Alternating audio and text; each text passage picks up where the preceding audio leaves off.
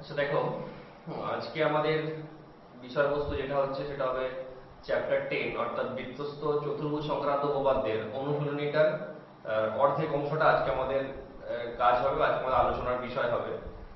আগের দিন আমরা চ্যাপ্টার 10 অর্থাৎ বৃত্তস্থ চতুর্ভুজ সংক্রান্ত উপপাদ্যের প্রয়োগগুলো যেগুলো করে দেওয়া আছে এবং খুব গুরুত্বপূর্ণ একটা উপপাদ্য উপপাদ্য 38টা আমরা পড়ে এসেছি। আশা করছি তোমরা সেগুলো দেখেছো, আর না দেখলে তো অনুশীলনী বোঝাটাও খুব মুশকিল। তাই ওগুলো দেখবে, যদি নাও দেখে থাকো দেখে নিয়ে তবেই কিন্তু অনুশীলনীতে ঢুকবে, ঠিক আছে? আচ্ছা, অনুশীলনী শুরু করার আগে বলি যে জ্যামিতিতে তোমরা শুরুর দিকেও দুটো চ্যাপ্টার পড়েছো, 3 নম্বর আর 7 নম্বর অধ্যায়। তো জ্যামিতির উদাহরণে যা আছে সেখানে তো সব যেমন করছো করছো, কিন্তু অনুশীলনীতেও আছে তো অনেক। সব মিলিয়ে যখন দেখবে একদম বই শেষ হবে তখন দেখবে সব মিলিয়ে অনেক এক্সট্রা জ্যামিতি হয়ে যাচ্ছে, বা অনেক এক্সট্রা যে প্রয়োগগুলো আমরা বলি সেই প্রয়োগগুলো কিন্তু অনেকটাই হয়ে যাচ্ছে অনুশীলনীর ভেতরে। তো তার মধ্যে ম্যাক্সিমামটাই করিয়ে দেওয়া হবে, হয়তো মিনিমাম একটা দুটো, হয়তো তোমার 20টা থাকলে হয়তো 16-17টা করিয়ে দেওয়াই হবে হয়তো। কিন্তু যে দু চারটে থাকবে ওগুলো তোমরা বাদ দিলেও দিতে পারো, বা যদি মনে করো নিজেরা সচেষ্ট হয়ে করবে নিজেরা সচেষ্ট হয়েও করতে পারো, ঠিক আছে? তবে যাই করো না কেন, একটা কথা হচ্ছে যে সব করালেই যে রাখতে পারবে সেটা কিন্তু কোনো ব্যাপার না, বা এখন সব করলেই যে সব রাখতে পারবে সেরকম কিন্তু কোনো ব্যাপার না, ঠিক আছে? তাই কিছুটা সাজেস্টিভ আমাদেরকে যেতে হবে। তবে এখন কিন্তু যখন শুরুতে করবে তখন কিন্তু 100% সিলেবাসটাকে কভার করার চেষ্টা করবে, মানে সব কটাতেই চেষ্টা করবে এখন, ঠিক আছে? এখন বাদ দেওয়ার কোনো প্রশ্নই নেই। সে যখন পরীক্ষা আসবে তখন সাজেস্টিভ করে দেওয়া হবে, তখন সাজেস্টিভ করে দেবো, তখন যা দেবো মোটামুটি পরীক্ষায় তার মধ্যেই পড়ে যাবে, তার বাইরে তো আজ পর্যন্ত হয়নি, তো আশা করছি তোমাদের বেলাতেও হবে না।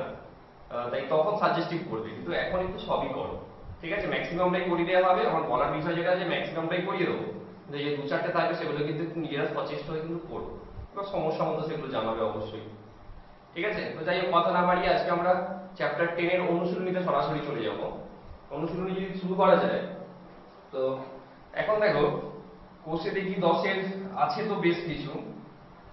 তো তোমরা দাগ দিয়ে নিতে পারো, আমি যেগুলো বলছি দাগ দিয়ে নিতে পারো, যে এইগুলো আপাতত মানে আমি বলে দেবো বা আমি বুঝিয়ে দেবো, তার বাইরে তোমরা করলে করতে পারো। আর যেগুলো বলে দিচ্ছি যে এই চ্যাপ্টার থেকে যখন সাজেশন ভিত্তিক পড়বে, মানে যখন তৈরি করবে সেইটা কিন্তু তখন এইগুলোর মধ্যেই করতে পারে, এর বাইরে যাওয়ার দরকার নেই। আবার তোমাদের সেই তৈরি করার মধ্যে আবার সাজেশন করে দেবো আমি, ঠিক আছে? কিন্তু আপাতত দাগটা তবু দিয়ে নাও। তুমি 1 2 3 4 করতে হবে, 5টা বাদ দাও, 6 7 করো, 6 7 করো। তারপরে তুমি 8-এরটা করো, 10 11 করো, 10 11। আর তোমার এই দিকের তুমি করবে এই দিকের 14টা করো আর 16টা করো, ঠিক আছে? 14 আর 16 করো ওই দিকের মধ্যে। আর শর্ট কোশ্চেন তো সবই করতে হবে, এটা কোনো ব্যাপার না। এইগুলো করো, ঠিক আছে? এখন শুরু করা যাক। আজকে দেখো প্রথমে যে 1-এর দাগ, 2-এর দাগ, 3-এর দাগ, তিনটে অঙ্ক আছে, তিনটে অ্যাকচুয়ালি 2 নম্বরের, ঠিক আছে? অতি সংক্ষিপ্ত যে 2 নম্বরের 2 মার্কসের জন্য হয়, যে 2 মার্কসের জন্য এই তিনটে প্রশ্ন। তার মধ্যে 2-এর অঙ্কটা ভীষণ ভীষণ ভাবে ইম্পর্টেন্ট, টেস্ট পেপার খুললে মানে ম্যাক্সিমাম পাতায় ওই অঙ্কটা দেখা যাবে। তবে এই 2টা দিয়ে শুরু করছি, ঠিক আছে? 2টা দিয়ে শুরু করছি আমি। কি বলেছে দেখো, বলছে এবিসিডি বৃত্তস্থ চতুর্ভুজের এবি বাহুকে এক্স বিন্দু পর্যন্ত বর্ধিত করলাম এবং মেপে দেখছি কোণ এক্সবিসি সমান 82 ডিগ্রি এবং কোণ এডিবি সমান 47 ডিগ্রি হলে কোণ বিএসি এর মান নির্ণয় করতে বলেছে। তো এবিসিডি একটা বৃত্তস্থ চতুর্ভুজ, তাহলে আঁকা যাক আগে। ধরো এই একটা বৃত্ত এঁকেছি, তার মধ্যে একটা বৃত্তস্থ চতুর্ভুজ আঁকতে হবে। সাপোজ এইটা একটা বৃত্তস্থ চতুর্ভুজ, তোমার নাম দেওয়া যাক যে এ বি সি ডি, নাম দিলাম। বলেছে যে এর এবি বাহুকে এক্স বিন্দু পর্যন্ত বর্ধিত করা হলো, তাহলে এটা যদি এবি বাহু হয় একে এই এক্স বিন্দু পর্যন্ত বর্ধিত করা হলো, ঠিক আছে? তাতে করে এইখানে যে কোণটা উৎপন্ন হয়েছে, বলছে এই কোণটা নাকি 82 ডিগ্রি, এক্স বি সি এইটা 82 ডিগ্রি। আর একটা দিয়েছে যে কোণ এডিবি, কোথায় এডিবি? এডিবি, তাহলে জুড়তে হবে। এই কোণটা বলে দিয়েছে 47 মানে 47 ডিগ্রি, এই কোণটা হলে বলছে কোণ বিএসি এর মান নির্ণয় করো, বিএসি, তাহলে জুড়তে হবে এটাও। জুড়ে দিই তাহলে আমাদেরকে বার করতে হবে কিনা, এই কোণটা বার করতে হবে। তো দেখো এটা ছবিতেই বুঝে নাও, এটা ছবিতেই বুঝে নাও, নিজেরা লিখে নিয়ে করে নিতে পারবে বা আমি লিখে তো পাঠিয়ে দেবই। তো ছবিটাকে ভালো করে সমস্যাটা বুঝে নাও। এখন দেখো এইটা যদি 82 ডিগ্রি হয় এইটা, তাহলে কিন্তু এই টোটাল কোণটাও কিন্তু 82 ডিগ্রি হবে। কেন? কারণ আগের দিন দেখবে একটা অনুসিদ্ধান্তে বলা হয়েছিল, ওই জন্যই বলছি যে এগুলো ভালো করে না পড়লে কিন্তু বোঝা মুশকিল হয়ে যাবে। অনুসিদ্ধান্তটা যেটা ছিল যে কোন একটা বৃত্তস্থ চতুর্ভুজের কোন বাহুকে বর্ধিত করলে যে বহিস্থ কোণ উৎপন্ন হয় সেটা বিপরীত অন্তস্থ কোণের সঙ্গে সমান হয়ে যায়। কাছাকাছি অন্তস্থ কোণ এইটা, বিপরীত অন্তস্থ কোণ বলতে কোনটা এইটা, এইটার সঙ্গে এইটা কি হয়ে যায় না, সমান হয়ে যায়। তো এখন দেখো এইটা তাহলে যেহেতু 82 ডিগ্রি, তাহলে এই টোটালটা কত হবে? এই টোটালটা হবে তাহলে 82 ডিগ্রি। তার মধ্যে যেহেতু এইটুকুটা 47 ডিগ্রি, তাহলে বলতে পারি এখান থেকে এইটা কত হবে? 35 ডিগ্রি। এখান থেকে এটা 35 ডিগ্রি, অর্থাৎ কোণ বিডিসি, এই বিডিসি কোণটা হচ্ছে 35 ডিগ্রি হবে। কিন্তু আমাদেরকে চেয়েছে কোন কোণটা? এই কোণটা চেয়েছে। তো এখন যদি এই দিক থেকে তাকাও, দেখো এই বিসি উপচাপের উপরে বিডিসি আর বিএসি দেখো একই বৃত্তাংশস্থ কোণ, একই বৃত্তাংশস্থ কোণ। তাহলে আমরা চ্যাপ্টার 7 এ পড়ে এসেছি যে একই বৃত্তাংশস্থ সকল কোণের মান কি হয়ে যায়? সমান হয়ে যায়। তাহলে এই কোণটার সঙ্গে এই কোণটা সমান হয়ে যাবে। তাহলে এই উপচাপের উপরে যেহেতু এই কোণ আর এই কোণ একই বৃত্তাংশস্থ কোণ, তাহলে তার পরস্পর কি হবে? সমান হবে। তাহলে এটা যেহেতু 35 ডিগ্রি, তাহলে আমরা কি বলতে পারবো যে অবশ্যই এই কোণটাও কত হয়ে যাবে? 35 ডিগ্রি হয়ে যাবে। তাহলে শেষে লিখে দেবো কি? অতএব কোণ বিএসি সমান 35 ডিগ্রি। তোমার জ্যামিতির 2 নম্বরের শর্ট কোশ্চেনের ক্ষেত্রে কি সুবিধা আছে জানো তো? এইগুলোকে কিন্তু ম্যাক্সিমাম 80% জিনিস তুমি ছবিতেই দেখিয়ে দিতে পারো। মানে এটা 82 হলে এটা 47, মানে এটা 35, তুমি এটা ছবিতেই দেখিয়ে দিতে পারো। সেটা তুমি যদি এখানে নাও লেখো, তুমি যদি নাও লেখো যে এবার এইটা 35 মানে তার মানে এটা 35, লিখে যদি শুধু ফাইনাল উত্তর লিখে দেয়, সেও কিন্তু 2 পাবে। এটা হচ্ছে বোর্ডের নিয়ম যে জ্যামিতি শর্ট কোশ্চেনে ম্যাক্সিমামটা ছবিতে দেখিয়ে দিলেই কিন্তু 80% কাজ মিটে যায়। অল্প যেটা একদম ছবিতে দেখানো সম্ভব হচ্ছে না, ধরো কেউ যদি উল্লেখ করে যে বিসি উপচাপের উপরে এই কোণ এবং এই কোণ পরস্পর একই বৃত্তাংশস্থ কোণ, সেইটুকুটা এখানে লিখতে পারো। কিন্তু ম্যাক্সিমামটা ছবিতে দেখিয়ে দিলেও কিন্তু 2 অবশ্যই অবশ্যই পাওয়া যায়। ওকে, তো এটা করবে। জ্যামিতি থেকে কিন্তু মানে আমাদের যে অতি সংক্ষিপ্ত 2x10 থাকে 4 দাগে, ওখানে কিন্তু 3টে প্রশ্ন কিন্তু তোমার জ্যামিতি থেকে থাকে। তাই জ্যামিতির যে যত বেশি বেশি করে অনুশীলনীর ভেতরের বা অনুশীলনীর বাইরের এক্সট্রা জ্যামিতিগুলো করবে, সে কিন্তু তত বেশি সেগুলো স্বাভাবিকভাবে মানে খুব সহজভাবে কিন্তু সেগুলো করতে পারবে এবং বুঝতে পারবে। তাই সব এক্সট্রাই এখন করে যাও, এখন কিছু বাদ দেওয়ার দরকার নেই। ওকে, তাহলে এটা হয়ে গেল কত? 35 ডিগ্রি। তো নেক্সট যদি যাওয়া যায়,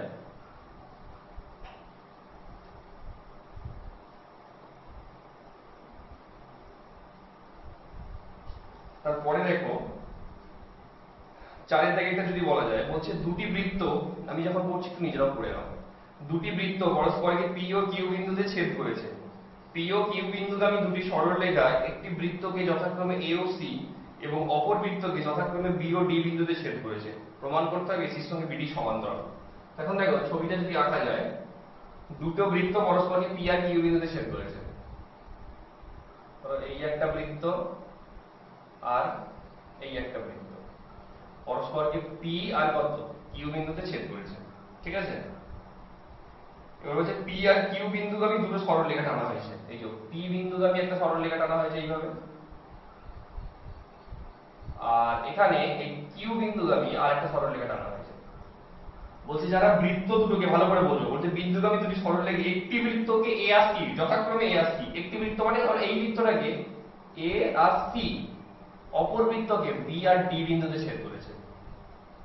ফলে আমাকে প্রমাণ করতে হবে যে এই এসি আর এই বিডি পরস্পর কি হয়ে যাবে না, তারা সমান্তরাল হয়ে যাবে, সেটা আমাদেরকে দেখাতে হবে। এসির সঙ্গে বিডি পরস্পর সমান্তরাল হয়ে যাবে, সেটা আমাদেরকে দেখাতে হবে। ঠিক আছে, তো এখন দেখো তাহলে প্রদত্ত কি হবে? প্রদত্ত এইটাই যে তোমার দুটি বৃত্ত যেটা বইয়ে দিয়েছে ওটাই দেখে দেখে লিখবে, আর কিছু বলার নেই। যে দুটি বৃত্ত পরস্পরকে পি আর কিউ বিন্দুতে ছেদ করেছে, পি ও কিউ বিন্দুগামী দুটি সরলরেখা বৃত্তকে যথাক্রমে এসি এ কমা সি এবং বি কমা ডি বিন্দুতে ছেদ করেছে। যেটা বইয়ে দেওয়া আছে সেটাই লিখো, এর বাইরে কিছু লেখার দরকার নেই। প্রমাণ হচ্ছে এইটা, আমরা এটা দেখাবো। তা করতে গেলে একটা ছোট্ট অঙ্কন করে দাও, সেটা আর কিছু না, যে পি আর কিউ বিন্দুটাকে জুড়ে দাও। ঠিক আছে, পি কমা কিউ যুক্ত করা হলো। ঠিক আছে, এখানে লিখে দেবো আমরা যে পি কমা কিউ যুক্ত করা হলো। এখন দেখো প্রমাণটা কি হবে, খুব সহজ প্রমাণটা। তাহলে আমাকে এসির সঙ্গে বিডি কি দেখাতে হবে না, পরস্পর সমান্তরাল দেখাতে হবে, তাই তো? এখন ধরো এই দুটো সরলরেখা তাদেরকে কেউ ছেদ করলে আমরা যদি দেখাতে পারি যে এই ছেদকের একই পার্শ্বস্থ, ধরো এইটা একটা সরলরেখা, এইটা একটা সরলরেখা, তারা সমান্তরাল কিনা জানি না, সেই ক্লাস 8 এর বিষয়বস্তু, এরা সমান্তরাল কিনা জানি না, কিন্তু তাদেরকে কেউ ছেদ করার ফলে ছেদকের একই দিকে দুটি অন্তস্থ কোণের সমষ্টি যদি 180 ডিগ্রি হয়ে যায়, তখন বলতে পারবো যে এইটার সঙ্গে এইটা কি হয়ে যাবে, সমান্তরাল। সমান্তরাল হলে এদের সমষ্টি 180 হয়, আবার এদের সমষ্টি 180 ডিগ্রি হলে তারা পরস্পর কি হয়ে যাবে, সমান্তরাল হয়ে যাবে। সেই উদ্দেশ্য নিয়ে দেখো আমি কিভাবে শুরু করছি কিভাবে। আচ্ছা, আমরা বলতেই পারি যে এই কোণ প্লাস এই কোণ 180 ডিগ্রি, অর্থাৎ কোণ সি এ পি প্লাস কোণ সি কিউ পি সমান 180 ডিগ্রি। কেন? কারণ দেখো এ মানে পি কিউ যুক্ত করার ফলে এ সি কিউ পি এটা কিন্তু একটা বৃত্তস্থ চতুর্ভুজ হয়ে গেছে। আমরা জানি যে বৃত্তস্থ চতুর্ভুজের বিপরীত। কেন বৃত্তস্থ চতুর্ভুজ কেন এটা? কারণ দেখো এই চতুর্ভুজটার চারটে শীর্ষবিন্দুই তো এই বৃত্তটার পরিধির উপরে অবস্থিত।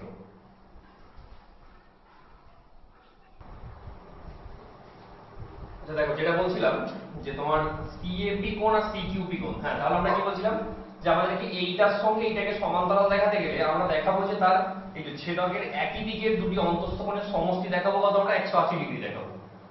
তো সেই উদ্দেশ্য নিয়ে তাহলে আমরা বলতে পারি এই কোণ প্লাস এই কোণ কত হচ্ছে, 180 ডিগ্রি। কেন? কারণ দেখো এই যে এসিকিউপি একটা বৃত্তস্থ চতুর্ভুজ। কি জন্য? যেটা বলতে যে থেমে গেলাম, যে এর এই যে চারটে শীর্ষবিন্দু এসিকিউপি দেখো চারটি এই বৃত্তের পরিধির উপরে অবস্থিত। তো কোন চতুর্ভুজের শীর্ষবিন্দুগুলো যদি তোমার পরিধির উপর অবস্থিত হয় তখন সেটাকে আমরা কি বলি, বৃত্তস্থ চতুর্ভুজ বলি। তো সেই জন্য বৃত্তস্থ চতুর্ভুজে আমরা উপপাদ্য দিয়ে কি করে এসেছি যে বিপরীত কোণগুলি পরস্পর সম্পূরক হয়। সেই জন্যই বলছি যে এটা সমষ্টিগত 180 ডিগ্রি। আবার দেখো এই দিকের এই যে তোমার পিবিডিকিউ এটাও কিন্তু একটা বৃত্তস্থ চতুর্ভুজ। দেখো এর আবার চারটে শীর্ষবিন্দু এই দ্বিতীয় বৃত্তের পরিধির উপর অবস্থিত। তাহলে এটাও একটা আমাদের বৃত্তস্থ চতুর্ভুজ। তার ক্ষেত্রে আবার একটা বৈশিষ্ট্য হয়, যে কোনো বৃত্তস্থ চতুর্ভুজের ধরো কোন একটা বাহু, এখানে ডিকিউ বাহুকে সি পর্যন্ত বর্ধিত করা হয়েছে, তারপরে এটা উৎপন্ন বহিস্থ কোণ এই বিপরীত অন্তস্থ কোণের সঙ্গে কি হয়, সমান হয়। তার মানে আমরা এই সি কিউ পি এর জায়গায় কত বলতে পারি, তোমার ডি বিপি এর জায়গায় ডি বিপি বলতেই পারি। বাকিটা যেমন আছে রেখে দাও। C A P plus D BP is equal to কত, 180 ডিগ্রি বা 180 ডিগ্রি। ঠিক আছে? এখন যেটাই সি এ পি আমি সেটাই কি বলতে পারি, সি এ বি। কারণ সেই একই কথা যে কোণের বাহুকে, ধরো এটা একটা কোনো কোণ আছে, সেই কোণের বাহুকে আমরা যত খুশি বর্ধিত করি না কেন, সেটা ওই দিকেরটা হোক বা এই দিকেরটা হোক, যত খুশি বর্ধিত করি না কেন, তার মানের কিন্তু কোনো কি হয় না, পরিবর্তন হয় না। সেই জন্যই যেটাই সি এ পি সেটাই কত বলতে পারি, সি এ বি।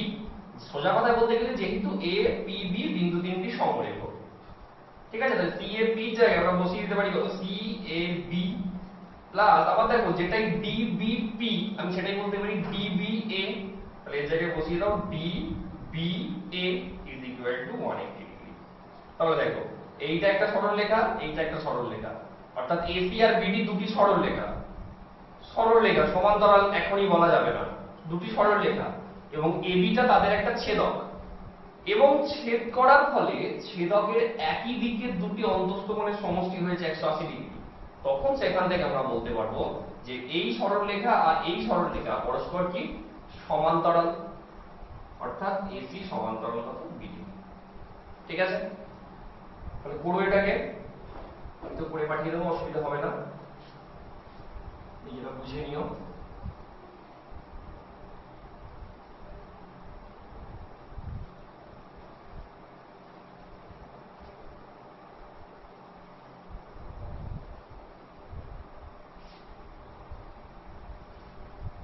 নেক্সট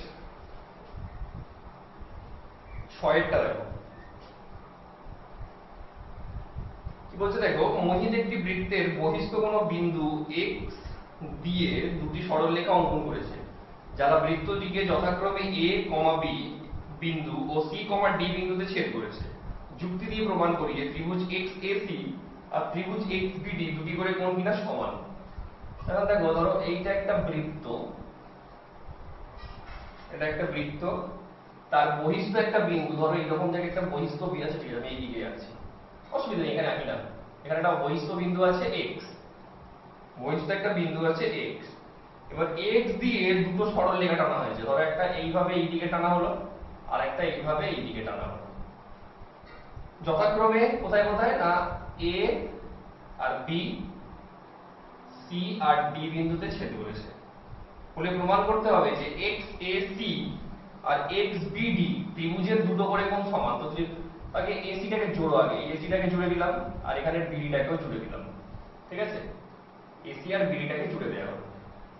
তাহলে এই যে XAC আর এই যে বড় ত্রিভুজটা XBD, এদের দুটো করে কোণ সমান দেখাতে হবে, সেটা আমাকে বলতে হচ্ছে, তাই তো? মানে সেটা আমাকে প্রমাণ করতে হবে যে ত্রিভুজ XAC ও ত্রিভুজ XBD এর কত দুটি করে কোণ সমান, দুটি কোণ সমান।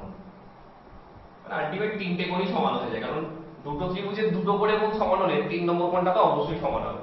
আর সেটাই তো তাদের কি হয়ে যায়, তখন তাদেরকে আমরা সদৃশকোণী ত্রিভুজ বলি, সিমিলার ট্রায়াঙ্গেল। তো যাই হোক, আমাদেরকে এখন এদের দুটো করে ত্রিভুজ, এই দুটো ত্রিভুজের দুটো করে কোণ সমান দেখাতে হবে। তো তার জন্য আমাকে দেখো কিছু অঙ্কন টঙ্কন লাগবে না, খুব সিম্পল প্রমাণ। জাস্ট আমি প্রমাণটা বলে দিচ্ছি, প্রদত্ত যা আছে বইয়ে লিখে নিও, এটা প্রামাণ্য। প্রমাণে দেখো আসছি, এসি কে যুক্ত করার ফলে যুক্তটা কিন্তু প্রদত্তই হয়ে গেছে, যুক্তটা কিন্তু প্রদত্তই হয়ে গেছে। প্রদত্ত আর অঙ্কনের মধ্যে কিছু কিছু সময় ভুলিয়ে যায় একটা বিষয়, যে এসিটা তো জুড়ে তো দিলাম, তাহলে যেটা অঙ্কন করলাম না না, মানে এটা অঙ্কন নয়, এটা প্রদত্তই হয়ে যায়, এটা লেখার প্রয়োজনও পড়ে না। কেন জানো? কারণ দেখো, তোমার যখনই তুমি প্রামাণ্যতে লিখছো XAC ত্রিভুজ, যখনই প্রামাণ্যতে লিখছো, তুমি যদি তার আগে এসি কে না যুক্ত করে আসো, এসি কে যদি না যুক্ত করে আসো, তাহলে কিন্তু কখনোই এই XAC ত্রিভুজটা তৈরি হবে না। তাহলে প্রামাণ্যতে কখনোই তখন আমরা এই কথাটা লিখতে পারবো না। আর অঙ্কন তো প্রামাণ্য পরে আসে, তাহলে এইখানে লিখে দিচ্ছি, তার কোনো পরিচয় নেই, সেটা আবার কিরকম হয়? তাই এটা অঙ্কনে হবে না। এইটা তুমি বড়জোর তুমি প্রদত্ততে লিখে আসতে পারো যে a, c যুক্ত করা হলো। যদি কেউ নাও লেখে, তাহলে কিন্তু এখানেই বুঝিয়ে যাচ্ছে যে XAC মানে AC কে যুক্ত করা হয়েছে। প্রদত্ততে লিখে তো খুবই ভালো হয়, যদি কেউ নাও লিখে আসে, যদি কেউ সরাসরি প্রামাণ্যতে এটা লিখে দাও, কোনো অসুবিধা নেই, ঠিক আছে? তবে অঙ্কনে কিন্তু এটা নয়, কারণ অঙ্কন প্রামাণ্যর পরে আসে, আর প্রামাণ্যতেই এসি বলে এসেছি, XAC কথাটা বলে এসেছি, তাই ওটা কিন্তু অঙ্কনে কোনো মতেই নয়। এই পার্থক্যটা বুঝবে। তো যাই হোক, প্রদত্ত গেল, প্রামাণ্য গেল, এবার আমরা চলে আসছি দেখো সোজাসুজি উপপাদ্য, এই প্রয়োগটার প্রমাণটা দেখো। তো এসি কে যুক্ত করার ফলে, আমি যেখান থেকে চলে গেলাম, যে এসি কে যুক্ত করার ফলে দেখো ABDC এটা কিন্তু একটা বৃত্তস্থ চতুর্ভুজ হয়ে গেছে, তাই তো? তাহলে এটা যদি বৃত্তস্থ চতুর্ভুজ, তাহলে বলতে পারি তার BA বাহুকে X বিন্দু পর্যন্ত বর্ধিত করা হয়েছে, তার ফলে এটা উৎপন্ন বহিস্থ কোণ, এই যে এটা উৎপন্ন বহিস্থ কোণ এই বিপরীত অন্তস্থ কোণের সঙ্গে সমান। ওকে, আবার এই দিকে দেখো একইভাবে বলতে পারি আমরা DC বাহুকে X বিন্দু পর্যন্ত বর্ধিত করা হয়েছে, তার ফলে এটা কি কোণ? উৎপন্ন বহিস্থ কোণ বিপরীত অন্তস্থ কোণের সঙ্গে সমান, দুটো করে কোণ সমান হয়ে গেল। তাহলে প্রমাণটা শেষ। আরো একটা খুব সহজ ছিল, এই কোণটা দেখো যেমন ছোট ত্রিভুজটার একটা কোণ, অ্যাজ ওয়েল অ্যাজ এই বড় ত্রিভুজটার একটা কিন্তু কোণ, তাহলে ওটা তাহলে কি হয়ে যাবে? সাধারণ কোণ হয়ে যাবে। সেটাও কেউ লিখতে পারো, ঠিক আছে? তবে ওইটা দরকার নেই, তোমরা লিখে দেবে যে আমরা জানি। প্রথমে শুরুতে কিন্তু লিখতে হবে, আমি লেখাটা তো পাঠিয়ে দেবো, তোর কি লিখবে? যদি নিজে থেকে লেখো, কি লিখবে? যে আমরা জানি কোনো বৃত্তস্থ চতুর্ভুজের কোনো একটি বাহুকে বর্ধিত করলে যে বহিস্থ কোণ উৎপন্ন হয় সেটি বিপরীত অন্তস্থ কোণের সঙ্গে সমান। অতএব এই কোণ ইজ ইকুয়াল টু এই কোণ এবং এই কোণ ইজ ইকুয়াল টু এই কোণ, ঠিক আছে? সুতরাং ত্রিভুজ XAC ও ত্রিভুজ XBD এর দুটি করে কোণ সমান। বোঝা গেল কি বললাম? তাহলে এটাও করতে হচ্ছে তোমাদেরকে, করে নিও। নেক্সট,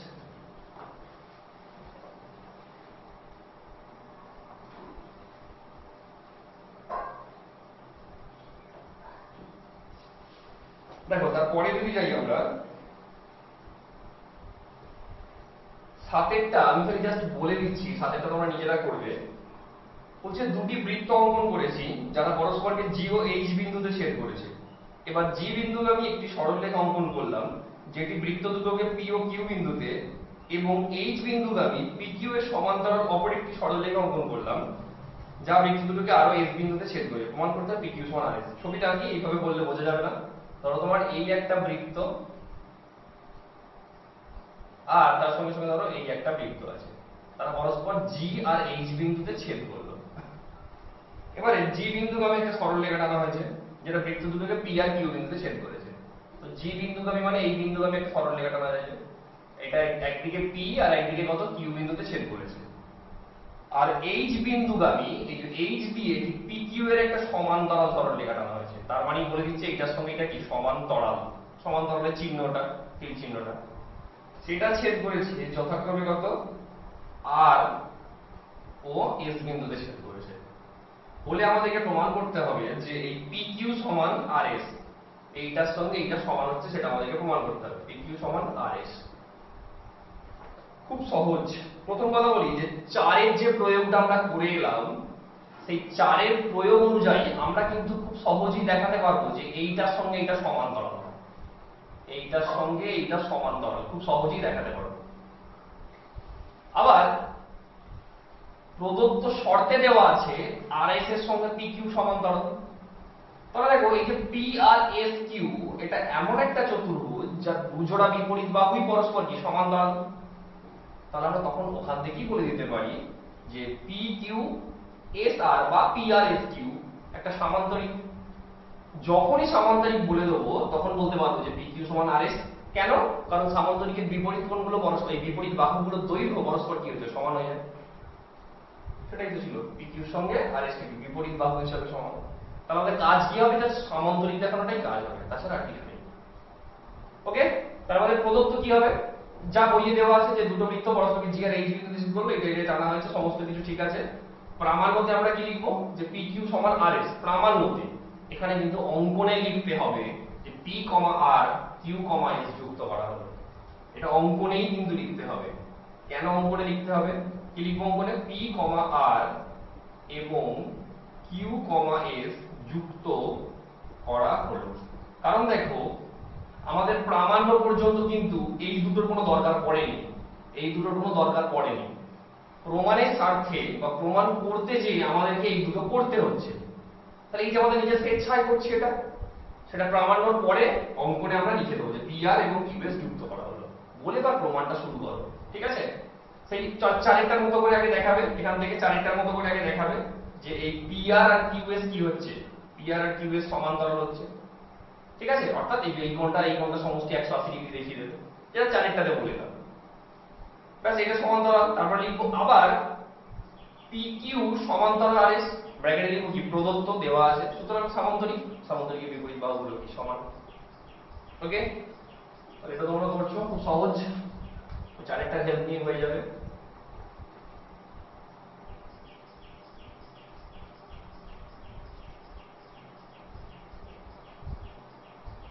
নেক্সট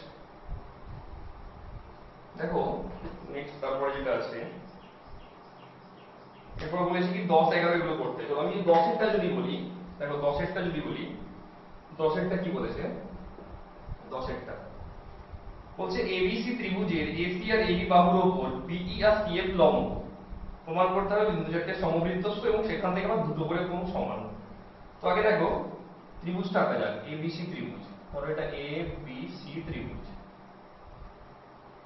ঠিক আছে, এটা এবিসি ত্রিভুজ। তো তার নাম দেয়া যাক আগে এ বি সি। এখান থেকে এইখানে একটা লম্ব টানা আছে এইরকম, আবার এখান থেকে একটা এর উপরেও লম্ব টানা আছে, এটার নাম দেয়া আছে বিই, আর এই লম্বটার নাম দেয়া হয়েছে সিএফ। ওকে, বলে আমাদেরকে প্রমাণ করতে হবে যে বিসিইএফ কোথায়, বিসিইএফ এই বিন্দু চারটে সমবৃত্তস্থ, সেটা আমাদেরকে প্রমাণ করতে হবে। দুটো প্রমাণ আছে এখানে, এক নম্বর হচ্ছে বি কমা সি কমা ই কমা এফ, এরা কি হয়ে যাবে সমবৃত্তস্থ, সেটা একটা হয়ে যাবে। আর দু নম্বর হচ্ছে ত্রিভুজ এ ই এফ, ত্রিভুজ এ ই এফ ও ত্রিভুজ কত এবিসি, ত্রিভুজ এবিসি, এদের দুটো করে কোণ সমান, দুটি করে কোণ সমান, এটা আমাদেরকে দেখাতে হবে। তো দেখো কি করে হবে এটা। আচ্ছা এ ই এফ কোথায়, তাহলে তার জন্য জুড়তে হবে। আচ্ছা সেকেন্ড পার্টটা পরে আসছে, আমি ফার্স্ট পার্টটা ক্লিয়ার করে দিই যে এই যে আমাদের চারটে বিন্দু আছে বিসি ই এফ, এদেরকে সমবৃত্তস্থ দেখাতে হবে। এখন সমবৃত্তস্থ দেখানোর আমি আবার বলি যে আগের দিন একটু বলেছি বিষয়টা, টোটাল ক্লাস 10 দশম শ্রেণীর টোটাল মানে বইটাতে বা টোটাল পাঠ্য পুস্তকের মধ্যে সমবৃত্তস্থ দেখানোর মোট দুটো পদ্ধতি আছে। একটা পদ্ধতি দেখবে 7.2 ওইখানটাতেই বোধ হয় বা 7 নম্বর চ্যাপ্টারই দেখবে, আমার এই বইটার সঙ্গে পাতা নম্বরটা হয়তো নাও মিলতে পারে, তবু আমি দেখছি দাঁড়াও। ঠিক আছে, 130 পাতায় 7.2 এর 130 পাতার উপরে দেখবে উপপাদ্য 36 আছে। উপপাদ্য 36 সেখানে যেটা বলা আছে আমি সেটা বলে দিচ্ছি।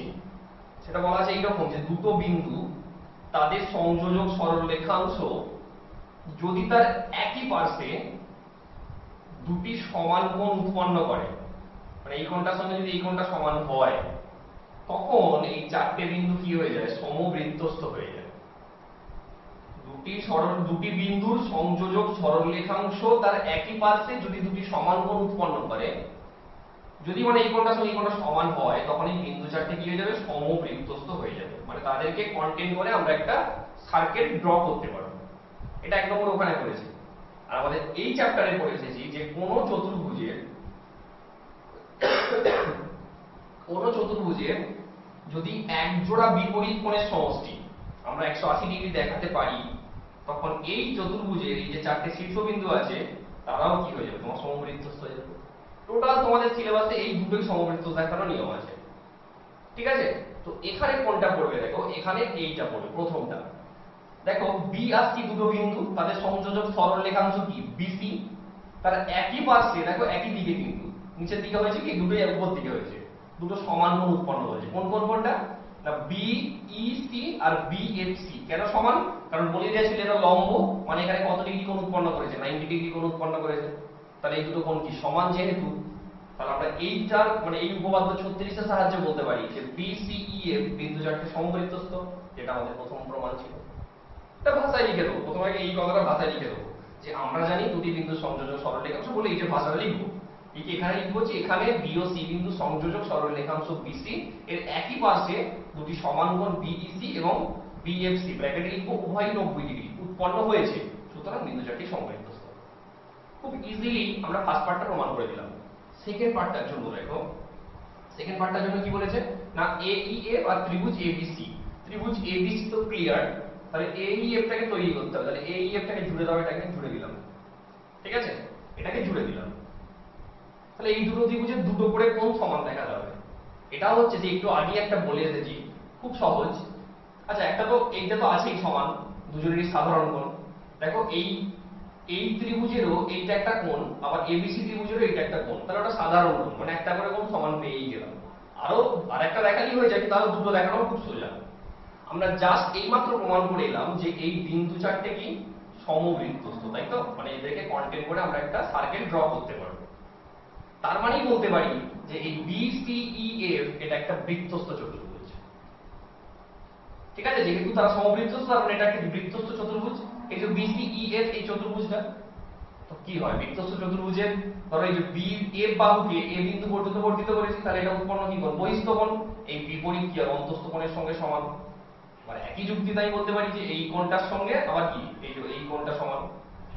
তাহলে এইএফ এই ত্রিভুজের কোণ এএফই সমান এবিসি ত্রিভুজের কোণ কত না, এই যে এসিবি, ঠিক আছে? আবার তোমার এই ত্রিভুজের এই কোণটার সঙ্গে আবার এই বড় ত্রিভুজের কি এই কোণটা সমান। এটা সাধারণ কোণ প্রথমেই বলেছিলাম, দুটো বলেছে তিনটেই দেখানো হয়ে গেল, তোমরা দুটোতেই থেমে যাবে।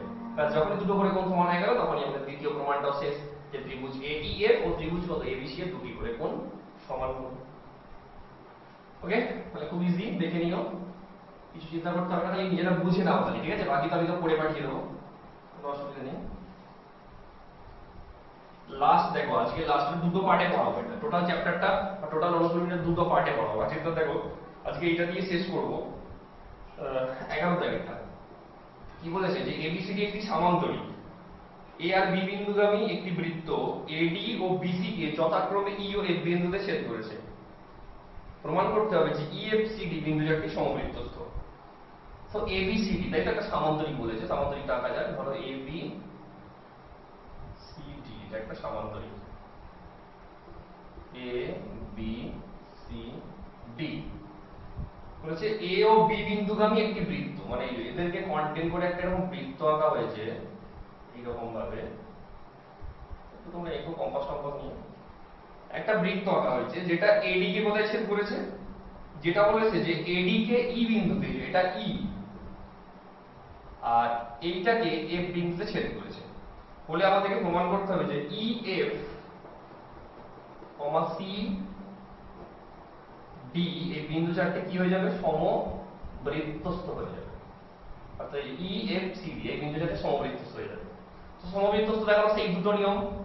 এখানে কি হবে, আমাদের পার্টিকুলার এই চ্যাপ্টারে যেটা পড়ে এসেছি যে কোন চতুর্ভুজের একজোড়া বিপরীত বাহুর সমষ্টি যদি আমরা 180 ডিগ্রি, একজোড়া কোণের একজোড়া বিপরীত কোণের সমষ্টি যদি আমরা 180 ডিগ্রি দেখাতে পারি, তাহলে সেটা কি হয়ে যাবে, সমবৃত্তস্থ হয়ে যাবে। তো প্রথম কথা, প্রদত্ত যা বইয়ে দেওয়া আছে দেখে দেখে লিখলে, প্রামাণ্য এটা, অঙ্কন একটা লাগবে। কি লাগবে, যেহেতু আমরা চতুর্ভুজ দিয়ে এগোতে চাইছি, তাহলে চতুর্ভুজটা তৈরি করতে গেলে আমাকে এই ই আর এফ যুক্ত করতে হবে। ওকে, ই আর এফ যুক্ত করতে হবে। তাহলে আমাদের যেন তেন প্রকারের লক্ষ্য থাকবে যে আমরা এই কোণ আর এই কোণ এদের সমষ্টিটা যদি 180 ডিগ্রি দেখিয়ে দিতে পারি এই দুটো কোণের, তাহলেই কিন্তু আমাদের মানে যে উদ্দেশ্য সেটা কিন্তু সফল হবে।